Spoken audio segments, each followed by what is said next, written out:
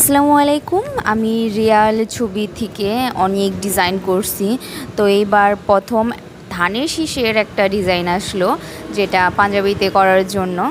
তো আমার প্রথমত যে ধানের শীষটা কীভাবে করব, যাই হোক এত ছোট ছোট ধান পাঞ্জাবিতে বসাইতে পারবো কিনা। আলহামদুলিল্লাহ পুরো পাঞ্জাবিতে আমি ধানের শীষ পুরোটাই সুন্দর করে বসাইছি, কালারগুলোও সুন্দর হয়েছে। আর এটা আমার এক ফ্রেন্ড তার বাবার জন্য গিফট হিসেবে তৈরি করে এসেছে আমাকে দিয়ে। আর পুরোটাই ডিজাইন আমি ওকে দেখিয়ে করছি যে আমি এই ডিজাইনের অনুসারে ধানের শীষগুলো বসাবো কিনা। ও বলছে ঠিক আছে। তো আমি ওইভাবেই ওর কথা মতোই ধানের শীষগুলা দিয়ে দিছি।